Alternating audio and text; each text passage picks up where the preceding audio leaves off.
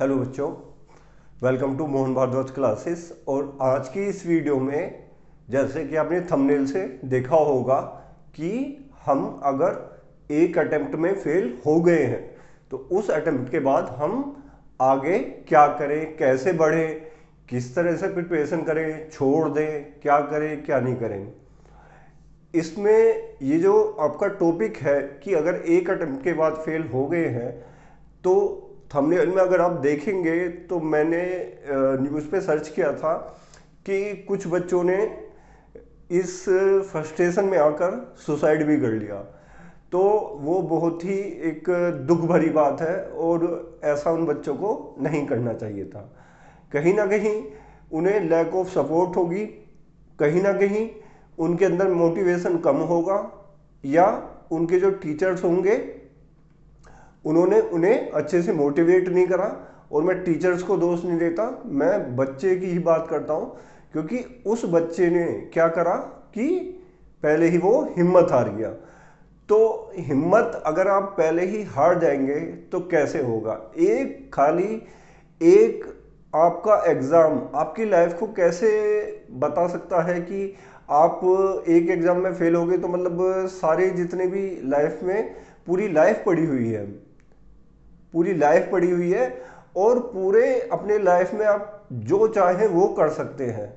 तो ये वीडियो उन बच्चों के लिए है जिन्हें ये जो फेलियर है वो लगता है कि हाँ, अगर मैं फेल हो गया तो अब मेरा क्या होगा, मेरे पेरेंट्स क्या सोचेंगे, मेरे घर वाले क्या सोचेंगे, मेरे दोस्त क्या सोचेंगे। तो ये सारी की सारी जितनी भी सरकमटेंसेस इकट्ठी हो जाती हैं और ये क्या करती हैं, जब ये एक साथ आती हैं तो जो हमारा माइंड है वो डिसबैलेंस हो जाता है। तो मैं यहाँ पर प्रॉब्लम की नहीं, मैं यहाँ पर सॉल्यूशन के बारे में डिस्कस करूँगा कि इसका सॉल्यूशन क्या है।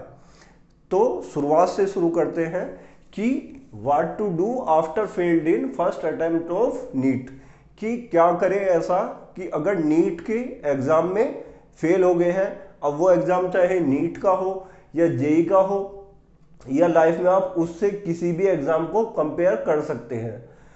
बट मैं यहां पर केवल एक ही एग्जाम यहां पर लेकर चल रहा हूं, नीट, कि अगर नीट में अगर आप फेल हो गए हैं तो उसके बाद हम क्या करें।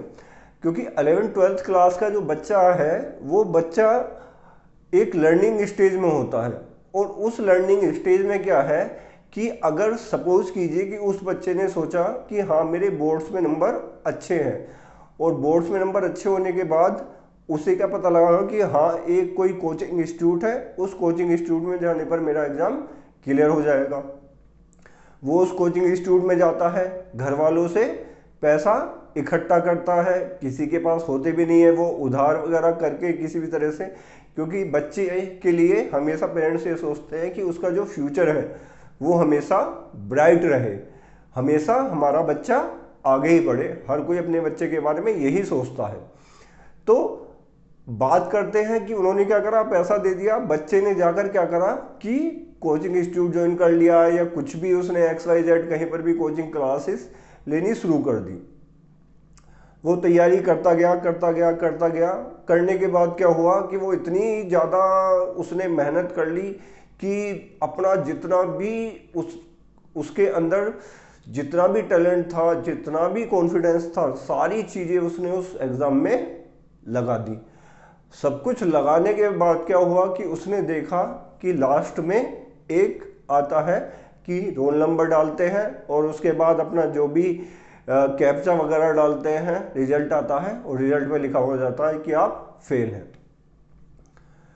तो अब इस बात को यहां से कि ये जो लिखा हुआ जाता है कि फेल है, तो फ्रस्ट्रेशन हमारी उसी से ही शुरुआत हो जाती है। हम इतना फ्रस्ट्रेट हो जाते हैं, उसके बाद हमारे जो आसपास का एनवायरनमेंट है वो भी हमें क्या लगने लगता है, वो भी फ्रस्ट्रेटिंग लगने लगता है। अगर कोई हमारी तरफ को देख भी रहा है तो हमें ऐसा लगता है कि हाँ ये मुझे एक फेलियर की नज़र से देख रहा है।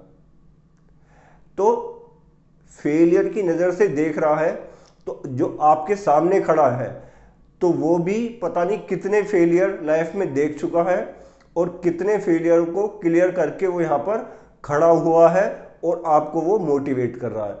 अब आप इस वीडियो की शुरुआत करते हैं यहां से।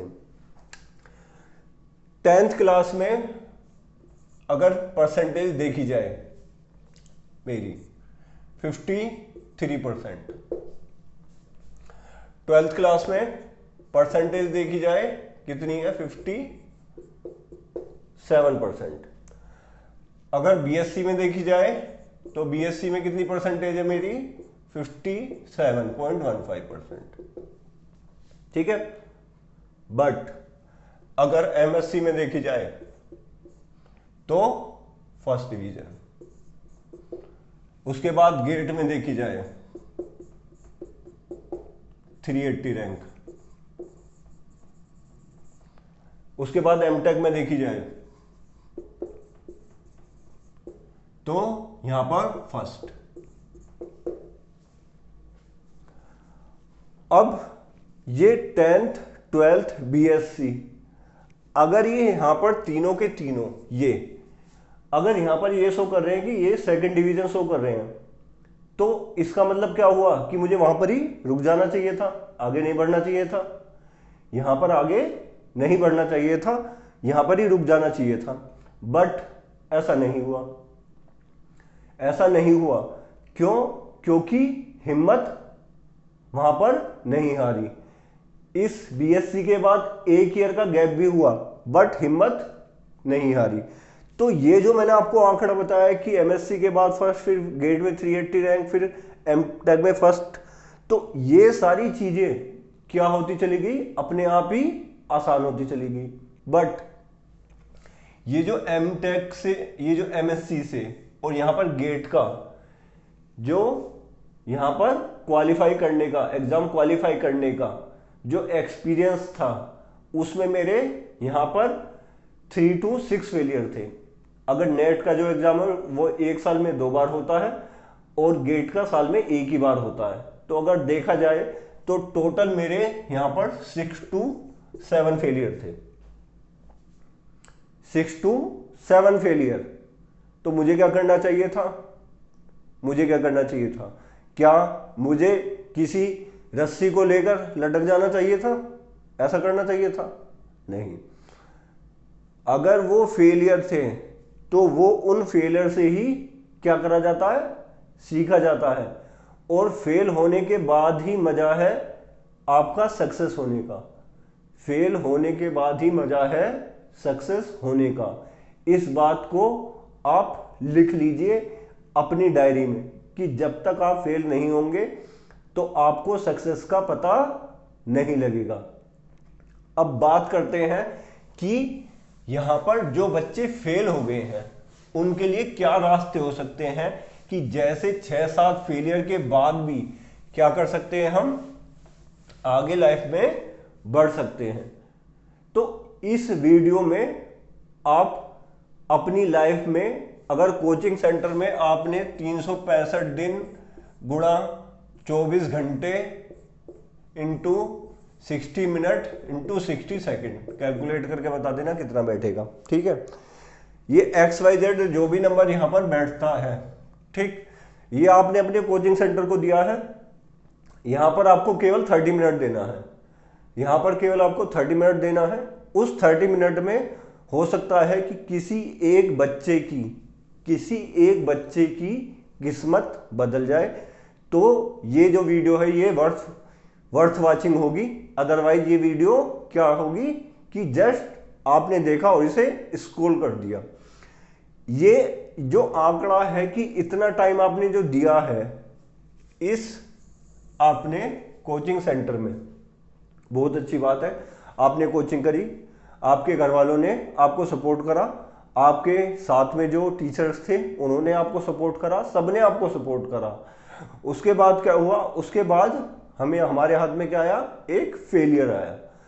तो वो जो फेलियर है उस फेलियर को किस तरह से दूर करना है ये बताया जाएगा इस 30 मिनट में।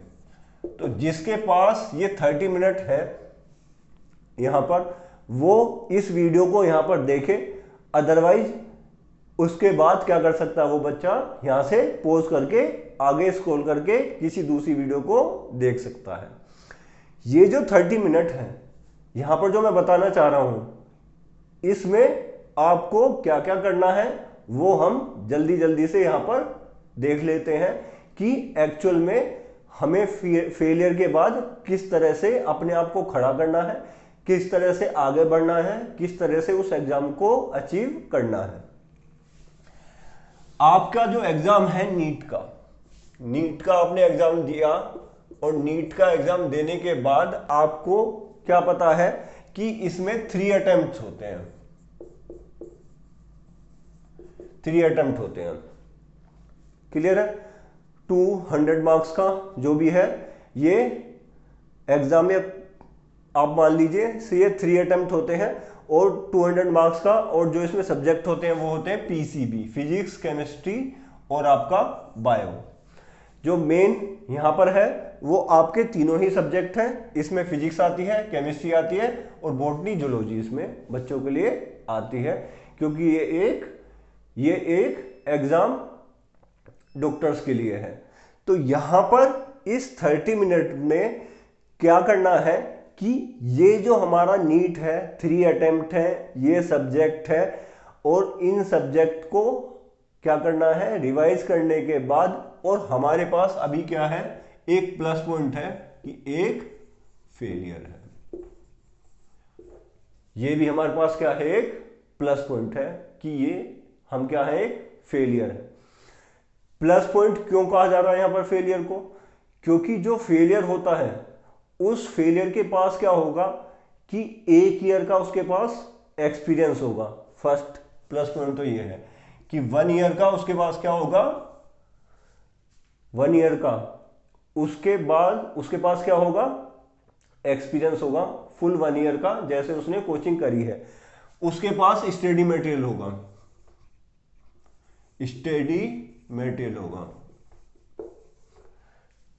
जो भी इस एग्जाम को क्वालिफाई करने के लिए चाहिए वो स्टडी मटेरियल होगा उस बच्चे के पास। और क्या प्लस पॉइंट है, उस बच्चे के पास अपना पेपर होगा जिस पेपर को वो देकर आया है, और उस पेपर में उस बच्चे को यह पता होगा कि उसमें कितने क्वेश्चन सही थे और कितने क्वेश्चन गलत थे।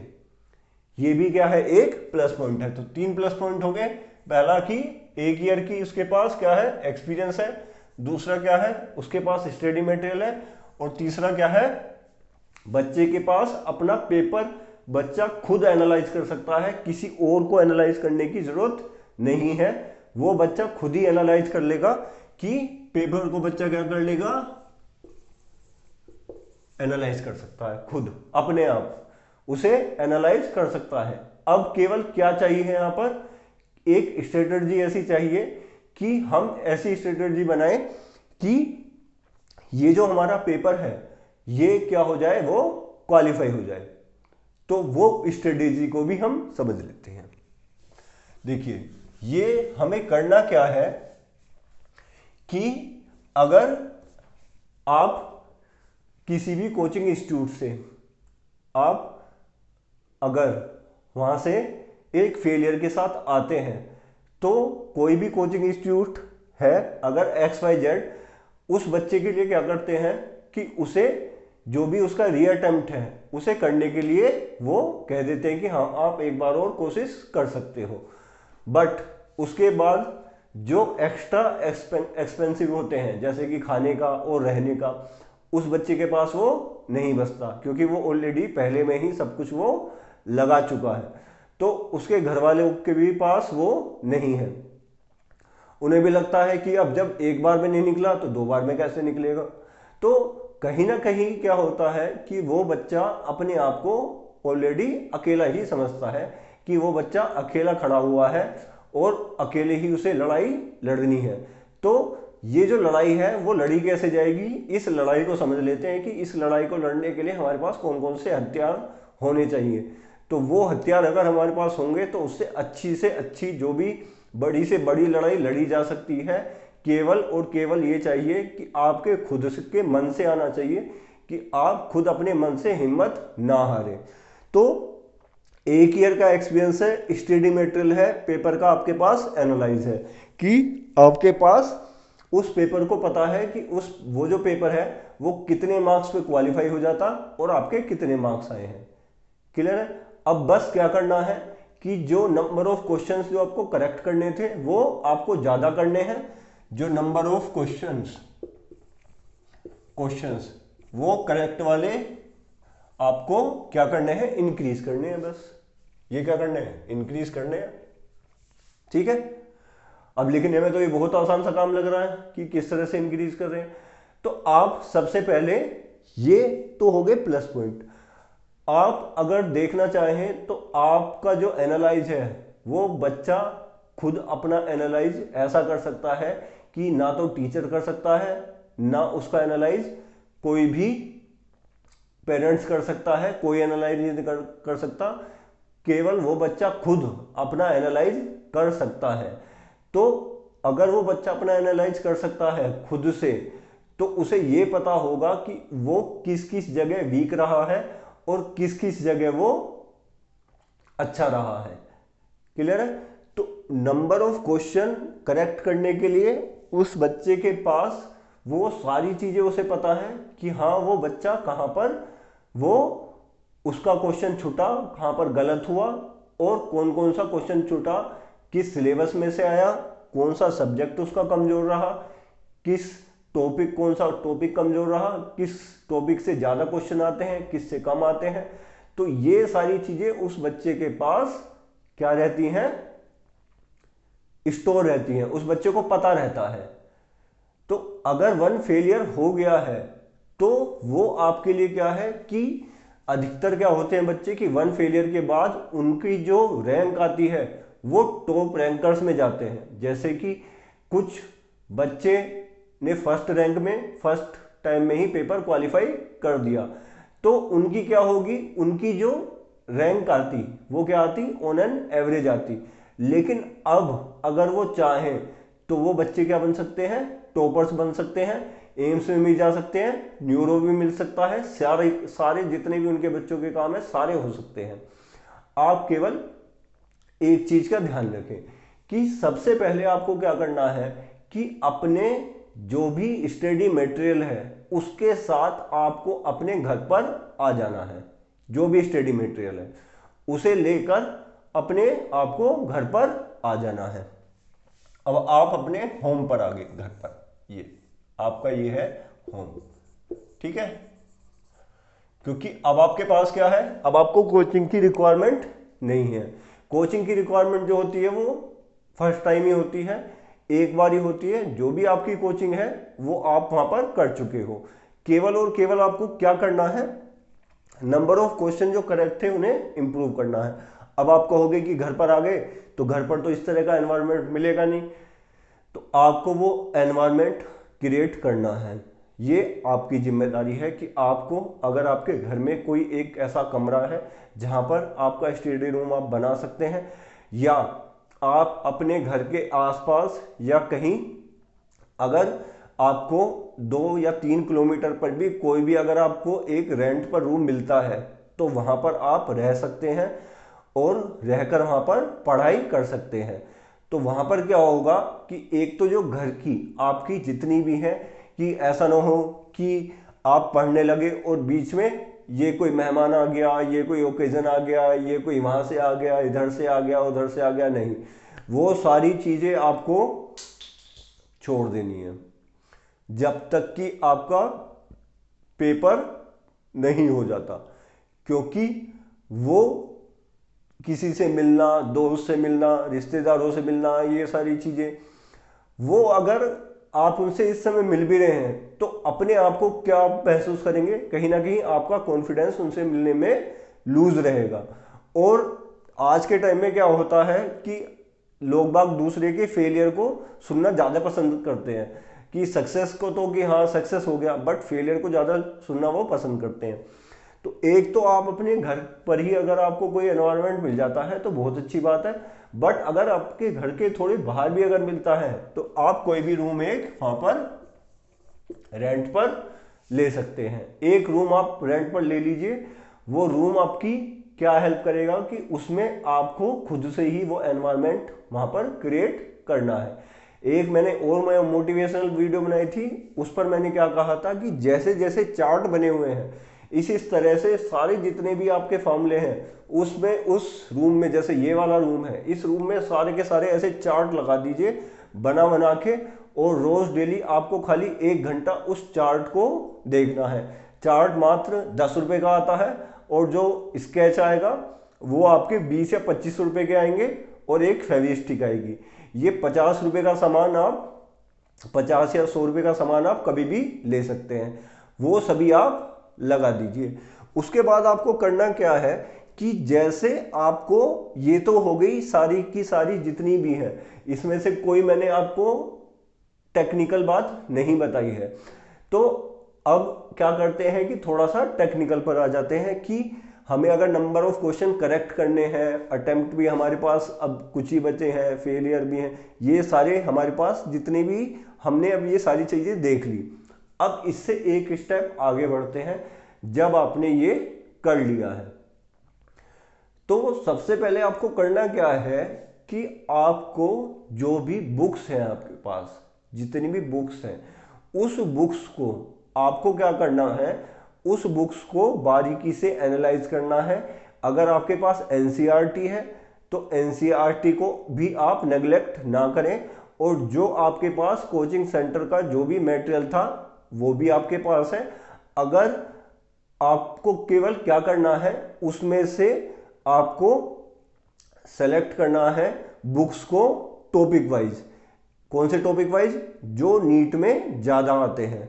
तो जो नीट में ज्यादा आते हैं उसके अकॉर्डिंग ही आपको उन बुक को सेलेक्ट करना है। उन बुक को जैसे ही आपने सेलेक्ट करा तो केवल और केवल आपके पास वही बुक रहनी चाहिए। उससे क्या होगा, जितना कम आपके पास बुक होगी और सेलेक्टेड बुक होगी उतना ही आपका हेडेक क्या रहेगा, कम रहेगा। अधिकतर बच्चे क्या करते हैं कि दुनिया भर का उनके पास, ये 1500 में ले लो, ये 1400 में ले लो, ये अब ठेले पर ये 1000 रुपये में ले लो। तो ये वाली कहानी क्या है कि ये इस कहानी में ना पड़े। आपके पास जो मटेरियल है उसमें भी फोर्स का वही फॉर्मूला है जो बाकी अदर में फॉर्मूला है। क्लियर है? केवल और केवल क्या करना है कि आपको, क्योंकि अधिकतर होता क्या है, जितने भी स्टडी मटेरियल आपको दिए जाते हैं उसमें थ्योरी का जो पार्ट होता है वो बहुत कम होता है। मेनली जो फोकस होता है वो क्वेश्चंस पे होता है। तो अगर थ्योरी का पार्ट कम है और थ्योरी आपकी क्लियर नहीं है, आपके बेसिक कॉन्सेप्ट ही क्लियर नहीं है, आपको क्वेश्चन सोल्व ही नहीं करा जा रहा है, तो आप उसमें क्वेश्चन का करेंगे क्या? कुछ नहीं कर सकते। तो एक भेड़ चाल में चलने से अच्छा है कि थोड़ा सा दिमाग लगाइए और वो वाले कॉन्सेप्ट आप एक बार देख लीजिए कि जिसमें जो पास्ट ईयर के जो क्वेश्चंस हैं वो आपके किस में से ज्यादा आते हैं। तो अगर आपने देख लिया तो आपको सबसे पहले करना क्या है कि 1 दिन या 2 दिन आपको सबसे पहले पूरी की पूरी एक स्ट्रेटेजी इस तरह से बनानी है कि कितने ऐसे टॉपिक हैं पीसीबी में कि जो हमारे नीट में सबसे ज्यादा आते हैं। आप देखेंगे कि अगर ये वाला आपने बना लिया तो आपके पास क्या हो गया, एक बिल्डिंग ब्लॉक हो गया। आपके पास एक बिल्डिंग ब्लॉक हो गया कि हाँ ये वाले तो मुझे छोड़ने ही नहीं है, ये वाले जो टॉपिक हैं मुझे नहीं छोड़ने हैं। अब आपको करना क्या है, अब आपको जितने भी पास्ट ईयर में वो एग्जाम में जितने भी वो क्वेश्चन आ चुके हैं सबसे पहले आपको वही सोल्व करने हैं। सबसे पहले आपको वही सोल्व करने हैं, चाहे आपको सॉल्यूशन देखना पड़े, चाहे कुछ भी करना पड़े, लेकिन सबसे पहले आपको जो पास्ट ईयर में आ चुके हैं, जो आपके पास्ट ईयर के जो भी आपके क्वेश्चंस हैं, आपको कैसे भी करके वो सोल्व करने हैं। जितने भी हैं, जैसे 33 ईयर्स मिल जाता है इसमें नीट में, तो एक चाहे तो आप वो ले सकते हैं। 33 ईयर्स में क्या होता है, उसमें सारे जितने भी पास्ट ईयर के क्वेश्चंस होते हैं और उसके आपके सॉल्यूशंस भी होते हैं। उन क्वेश्चन को ना छोड़ें और हो सके तो लास्ट के केवल 10 ईयर वाले क्वेश्चन से लें। ज्यादा इतने ज्यादा क्वेश्चंस के पीछे आप ना जाएं कि लास्ट के जो 5 to 10 ईयर्स के बीच में जितने भी क्वेश्चंस हैं उनको आप सोल्व करना स्टार्ट करें।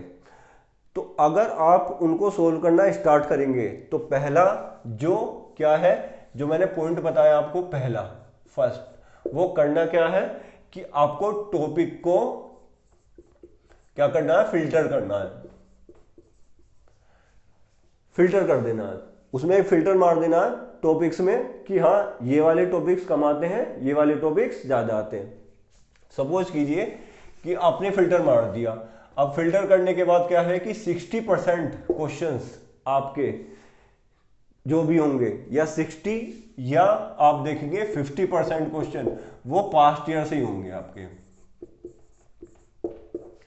50% क्वेश्चन पास्ट ईयर से ही आते हैं, भरोसा कीजिए 50% क्वेश्चन पास्ट ईयर से ही आते हैं।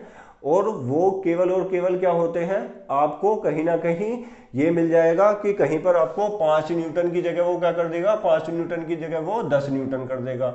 या आपको कोई भी किसी भी तरह से वो क्या कर सकता है, ऑप्शन को चेंज कर सकता है, क्वेश्चन को मॉडिफाइड कर सकता है। तो वो मॉडिफिकेशन के बाद भी वो क्वेश्चन आपको दे सकता है।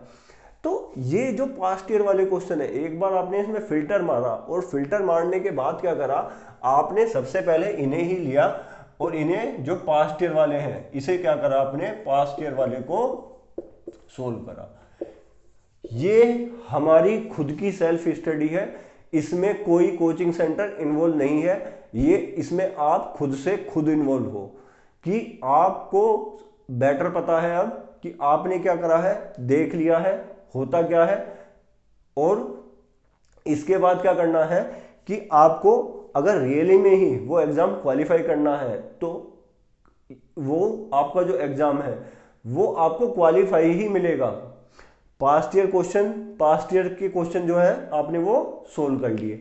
अब क्या बचा कि जितने भी रिमेनिंग है, अब थर्ड पॉइंट क्या है, जितने भी आपके रिमेनिंग है, जो आपके टॉपिक्स आपके कवर नहीं थे और जो आपके पहले तो आप जो भी इसमें टॉपिक्स में फिल्टर करोगे तो उसमें ही आप देख लोगे कि उसमें आपके कितने परसेंट आपको क्वेश्चंस या टॉपिक्स में कितने परसेंट आपको क्लियर है और कितने परसेंट आपको क्लियर नहीं है। तो फर्स्ट ऑफ ऑल आपको क्या क्लियर करना पड़ेगा, जो इसमें ये जो फिल्टर मारा है, अगर वो फिल्टर में अगर सपोज कीजिए आपने फिल्टर मारने के बाद ये देखा कि फिजिक्स में अगर 29 के करीब अगर चैप्टर्स हैं तो 29 में फिल्टर मारने के बाद आपने देखा कि 15 ऐसे चैप्टर हैं जिसमें से क्वेश्चन आता ही आता है। कि जैसे आपका जो इलेक्ट्रिसिटी है उसमें से 4 क्वेश्चन आते ही आते हैं, तो सबसे पहले आपको क्या करना है, इलेक्ट्रिसिटी ही करना, फिर मैग्नेटिक इफेक्ट ऑफ करंट करना। इसी तरह से ये एज एन एग्जाम्पल क्या करना है कि उन टॉपिक्स को सबसे पहले समझना है जो टॉपिक्स पे सबसे ज्यादा फोकस है किसका, एग्जामिनर का, तो उसी पर ही आपको भी फोकस करना है। क्योंकि कहीं ना कहीं वो चाह रहा है कि बच्चा उन चीजों को समझे ज्यादा जो चीजें आगे आने वाले टाइम में आपकी हेल्प करेंगी, तो वो भी यही चाहता है। तो आपको भी सेम उसी की ही तरह चलना है कि आपको भी उसी तरह से फिल्टर मारना है, उसी ब्रेन से क्या करना है, उसकी रिवर्स इंजीनियरिंग करनी है कि इस तरह से पेपर आता है तो आपको क्या करना है, उल्टा चलना है कि आपको अब इसका फिल्टर मारकर वही टॉपिक देख लेने हैं कि इतने टॉपिक हमारे आते हैं और सबसे पहले उन टॉपिक्स को सबको क्लियर करना है।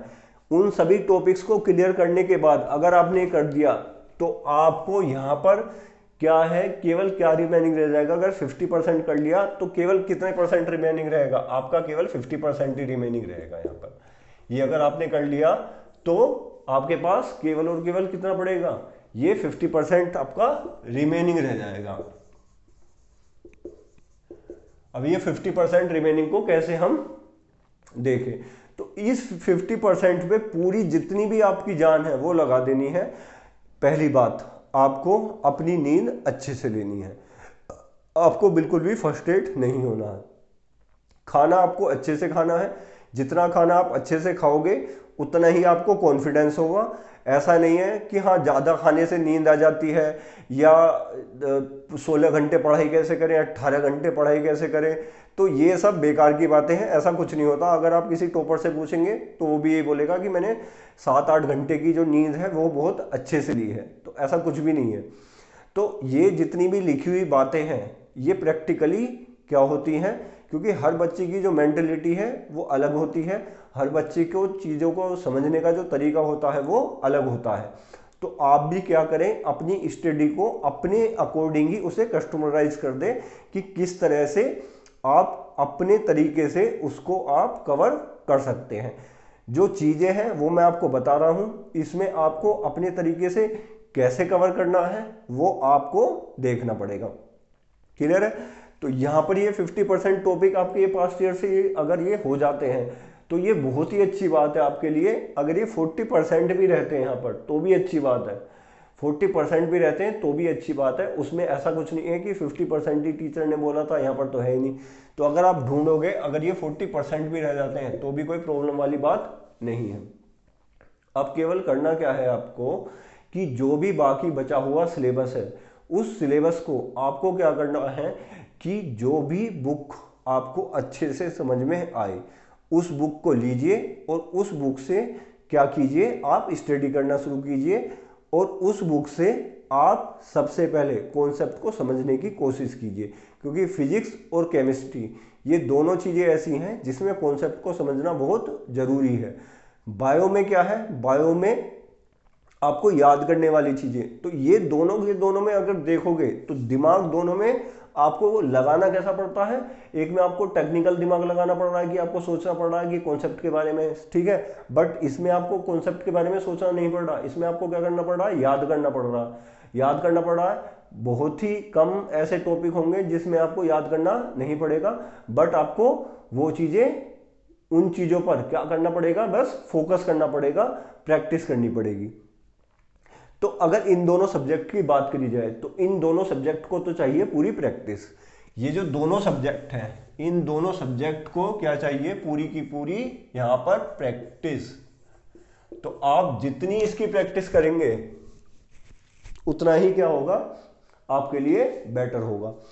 अब ये वाला जो है बायो वाला, जूलॉजी और बॉटनी वाला, ये यहां पर जो सेक्शन है, तो इस वाले सेक्शन को आपको कैसे देखना है, इस वाले सेक्शन को ऐसे देखना है कि आपको क्या करना है यहां पर कि अगर हम किसी चीज को एक बार पढ़ते हैं, नहीं हमारे दिमाग में नहीं बैठती, दो बार पढ़ते हैं नहीं बैठती, तीसरी बार पढ़ते हैं नहीं बैठती, तो आप उस समय क्या करें कि वो काम करें जो आपका जिसमें इंटरेस्ट है। अगर सपोज करो कि उस समय आपको क्या करना है, इसमें इंटरेस्ट नहीं आ रहा है किसी टॉपिक में, तो उसे जबरदस्ती करने की कोशिश ना करें।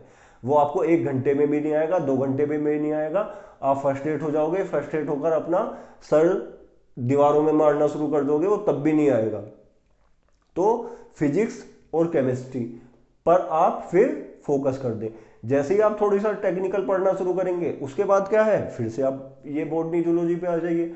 अगर आपको क्या होगा फिर उसके बाद क्या होगा कि आप अल्टरनेट चूज कर सकते हैं। ऐसा नहीं है कि आज मैं पहले सारी फिजिक्स ही खत्म करूंगा, फिर मैं सारी केमिस्ट्री खत्म करूंगा, फिर जूलॉजी खत्म करूंगा, बॉटनी खत्म करूंगा, ऐसा कुछ भी नहीं है। आप कुछ भी पहले कर सकते हैं। अगर आपको एक चीज में आपको बोरियत लग रही है, अगर आपको फिजिक्स में भी लग रही है, तो आपको फिजिक्स को पहले क्या करना है, फिजिक्स को साइड में रखना, आपको केमिस्ट्री करनी है। केमिस्ट्री में लग रहा है तो बायो करनी है। तो ये इस तरह से अल्टरनेट अगर आप करेंगे तो आपका जो माइंड है वो आपका बेटर वर्क करेगा और आपकी जो माइंड में उन चीजों को समझने की जो क्षमता है वो क्या होगी, और ज्यादा बिल्डअप होगी। तो ये जो चीजें हैं, जैसे ही मैंने आपको बताया कि फिजिक्स के फॉर्मूले वगैरह सभी चार्ट बनाकर लगा दो, केमिस्ट्री के फॉर्मूले वगैरह चार्ट बनाकर लगा दो, डायरी पे लिखना उसे शुरू कर दो। उसके बाद बायो में क्या है, अगर आपको याद करने की जरूरत है तो आप धीरे धीरे क्या करो कि उन चीज़ों को समझना शुरू करो। जैसे सेल बायोलॉजी या जितने भी आपके छोटे छोटे ये जो आपके टॉपिक्स हैं, उन टॉपिक्स को आप देख लो कि हाँ ये टॉपिक्स ये इतने इतने, तो पहले थोड़ा थोड़ा पढ़ना इसमें स्टार्ट करो। और थोड़ा थोड़ा पढ़ने के बाद आपको क्या होगा कि आपको अपने आप ही उसमें इंटरेस्ट आना शुरू हो जाएगा। एक बात यह है कि अब जो भी टेक्नोलॉजी है हमारे पास, कि सपोज कीजिए हमने कोई भी क्वेश्चन लिया और इंटरनेट पे डाल दिया, तो अधिकतर कोचिंग सेंटर्स में या अधिकतर टीचर्स कहते हैं कि वो गलत बात है। क्यों है गलत बात? वो नहीं है गलत बात। अगर आपने किसी भी क्वेश्चन को लेकर अगर सर्च मारा है, सही है, तो उसमें क्या होगा कि आपका जो ब्रेन है क्या उसमें कम काम करेगा? नहीं, कम काम नहीं करेगा। आप उसमें भी क्या करोगे, उसका सोल्यूशन ही ढूंढ रहे हो। वही सेम काम आप बुक में भी कर रहे थे। तो ऐसा कुछ भी नहीं है। आपको केवल अपना जो लक्ष्य है, वो लक्ष्य केवल अपना जो भी लक्ष्य है उस लक्ष्य को आपको क्या करना है, केवल और केवल अचीव करना है। कोई ये नहीं पूछता कैसे अचीव करा, खाली लोग बाग दो ही चीजें पूछते हैं कि आप इसमें पास हुए या आप इसमें फेल हुए। ये तरीका कोई नहीं पूछता। किसी ने अर्जुन से ये नहीं पूछा था कि मछली की आंख में तीर कैसे मारा, किसी ने नहीं पूछा था, सब बस देखते रह गए और उसने आकर मछली की आंख में तीर मार दिया। तो यही काम करना है कि उसने क्या करा, जो आउटपुट था, जो इसका जो आउटपुट है वो सब आउटपुट देखते हैं, इनपुट उस चीज को कोई नहीं देखता। कोई केक में ये नहीं देखता कि केक में क्या क्या चीजें उसमें इंग्रेडिएंट जो भी उसमें डाले जा रहे हैं इंग्रेडिएंट्स, तो वो कोई नहीं देखता कि किस कौन कौन से डाले जा रहे हैं। उसमें सब ये देखते हैं कि फाइनली जो केक बन के आ रहा है वो सुंदर लग रहा है, अच्छा लग रहा है। तो जितना भी आप उसमें यहाँ पर जो भी प्रैक्टिस कर रहे हो उस प्रैक्टिस में केवल और केवल क्या चाहिए, आपको फाइनल रिजल्ट चाहिए। अब पास्ट ईयर क्वेश्चन हो गया, 50% जो रिमेनिंग है इसकी तैयारी कैसे करनी है, केवल ये टॉपिक और सुन लीजिए। ये वाला जो टॉपिक है ये वाला मोस्ट इंपोर्टेंट टॉपिक है कि ये जो 50% अब बच गया है इसकी तैयारी हम कैसे करें। तो अब इस 50% को देख लेते हैं कि ये 50% की ही वजह से बच्चा पीछे कैसे रह जाता है। इससे पहले एक चीज और सुने कि अगर हम बोलते हैं कि वो टॉपर है और वो क्या है, एवरेज है, और वो क्या है, लूजर है, या उसका वो पुअर बोल देते हैं, लूजर बोलते हैं, कुछ भी बोल देते हैं। तो टॉपर है और एक एवरेज है और एक पुअर है, ये तीनों है। ये तीनों किस क्लास में बैठे थे, एक ही क्लास में बैठे थे। इन्हें सबको पढ़ाया किसने, एक ही टीचर ने पढ़ाया। इन सबके पास इंटरनेट भी था, इन सबके पास घर की सपोर्ट भी थी, इन सबके पास क्या था कि जितना भी उस टॉपर के पास था इन बच्चों के पास भी वही चीज थी। इनके पास कुछ अलग नहीं होता, टॉपर्स के पास कुछ भी अलग नहीं होता, सारी चीजें सब कुछ उसके पास वही रहता है। केवल और केवल क्या होता है कि उसका जो चीजों पे जो फोकस होता है वो उसका बेटर होता है। अगर आप गए, आपकी सपोज कीजिए कि यारी दोस्ती हो गई, यारी दोस्ती में ही आपने क्या करा कि अगर घर वालों का पैसा आपने वहीं लगा दिया तो उसके बाद आपको खुद पता है कि वो पैसा आपने कहाँ गंवाया और वो पैसा कितना जरूरी था। उस पैसे को आप लाख गुना भी कमा सकते थे इस एग्जाम को क्लियर करने के बाद। तो सबने एक ही काम करा, टॉपर्स ने भी वही कोचिंग इंस्टीट्यूट ज्वाइन करा, उसने भी वही वहां पर 8-8 10-10 घंटे की पढ़ाई करी, एवरेज ने भी वही करी और पुअर ने भी वही करी।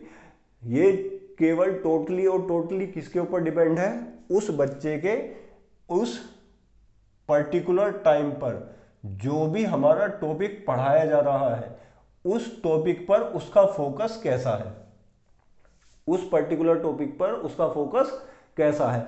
तो ये हमारे लिए सबसे बड़ी बात है। तो इस चीज को अगर हम ध्यान में रखते चलेंगे तो हम कभी भी लाइफ में फेल नहीं होंगे। अब अगर बात रही कि लास्ट का जो 42 आपका जितना भी आपका 40% पास्ट ईयर से और 60% जो भी आपका बचा है, ये वाला जो बचा हुआ है, ये बचा हुआ आपको कैसे करना है, इसको दो पार्ट में डिवाइड कर लेना है। 60% जो बचा हुआ है दो पार्ट में डिवाइड कर लेना है कि एक तो आपको आधा अधूरा आता है 30% और एक आपको बिल्कुल नहीं आता। ठीक है, तो जो आपको आधा अधूरा आता है, बच्चे क्या करते हैं, पहले वो चीज पढ़ते हैं जो उन्हें बिल्कुल नहीं आती। नहीं, पहले वो चीज पढ़नी है जिसमें आपको कुछ थोड़ा बहुत आता है, तो वो चीज पढ़नी है। इससे क्या होगा कि उस अगर आप 30% को पढ़ेंगे, उस 30% को पढ़ने पर ही क्या होगा कि आपका धीरे धीरे धीरे धीरे कॉन्सेप्ट बिल्डअप करने लगेगा और आप इस 30% को आपको कहां पहुंचाना है, इस 40% के पास में पहुंचाना है। सबको जो भी आपके जितने भी फिजिक्स के चैप्टर हैं, केमिस्ट्री के हैं या बायो के हैं, केवल आपके पास 3 सब्जेक्ट हैं। आईएएस वाला बंदा के पास उसे 100 या 150 200 300 पता नहीं कितनी बुक्स पढ़नी पड़ती होंगी, कितने वो एग्जाम देता है और एक से भी फर्स्ट एड नहीं हो पाता और वो क्लियर करके दिखाता है। तो इस 30% को आपको कहाँ पहुंचा देना है, यहाँ पर। तो ये पहुंच जाएगा यहाँ पर प्लस 30% पर। तो यहाँ पर आप 30% पर पहुंचा देगा तो 40 प्लस 30 ये कितने हो जाएंगे आपके 70% हो गए।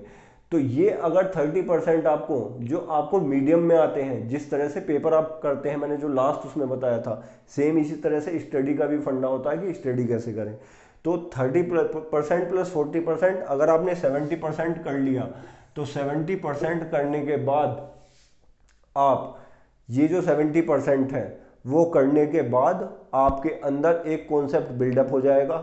इस 70% को करने के बाद आप क्या करें, आगे फर्दर पढ़ाई ना करें। 70% करने के बाद आप पहले जो भी आपके डीपीपी हैं, या तो वो टॉपिक वाइज होंगे या वो चैप्टर वाइज होंगे, डेली प्रैक्टिस पेपर जो भी हैं आपके, आप उन्हें खुद से अपने आप उन्हें अटेम्प्ट करें। आप खुद 3 घंटे का टाइमिंग रखें और आप खुद के मेंटर हैं, कोई आपका मेंटर नहीं है, आप खुद के मेंटर हैं। अगर आप करना चाहते हैं तो आप 100% कर सकते हैं। 70% होने के बाद आप इस डीपीपी को यहाँ पर देखें क्लियर करके कि हाँ ये कितने क्वेश्चन मुझसे ये क्लियर हो पा रहे हैं।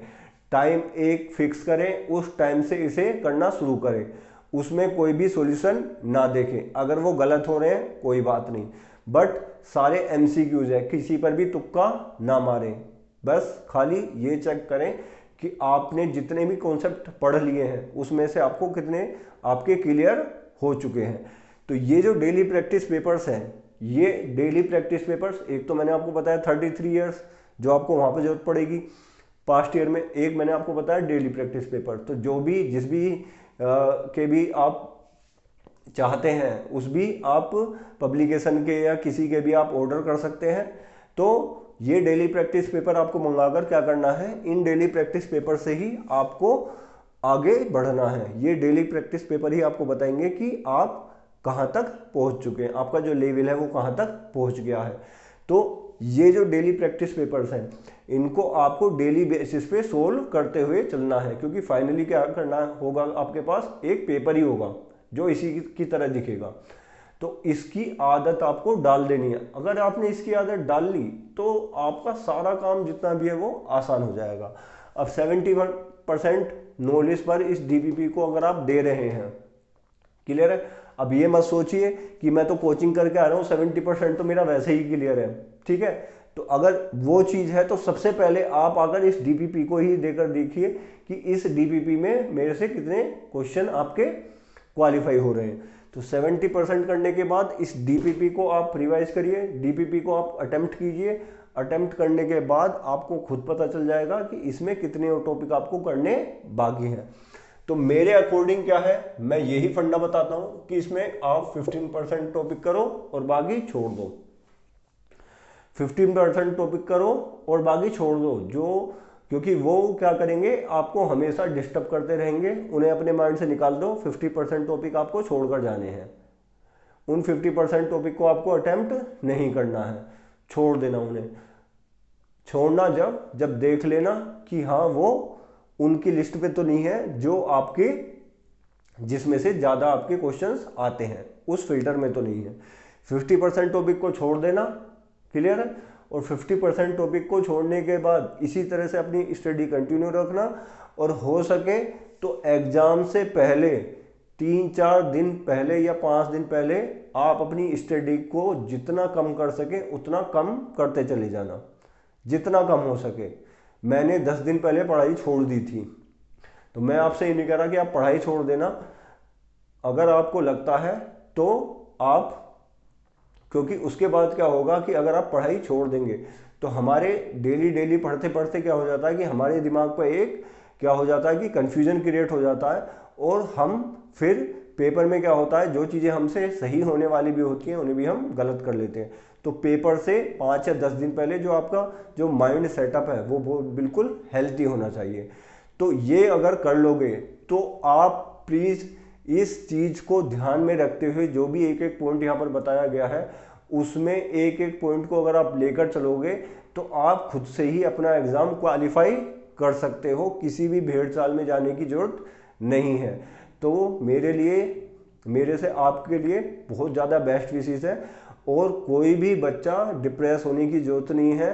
सारे बच्चे अपने मम्मी पापा के लिए बहुत प्यारे हैं। आप भूल कर भी किसी भी तरह का कोई और काम ना करें। इस वीडियो में मैंने आपको ये नहीं बताया है कि आप कोई और सा कोर्स कर सकते या नहीं कर सकते, क्योंकि वो हमारे उस चीज़ को मैं किसी को सलाह नहीं देता। मेरे अकॉर्डिंग क्या है कि अगर जिस चीज़ को अगर मन बना ही लिया है तो केवल आप वही चीज़ करें। अदरवाइज वो चीज़ आपकी पूरी लाइफ टाइम तक वो परेशान करती रहेगी। अगर आपने भी 12th कर रखा है और आपके भी परसेंटेज अच्छे हैं तो आप समझिए कि आप भी टॉपर हैं।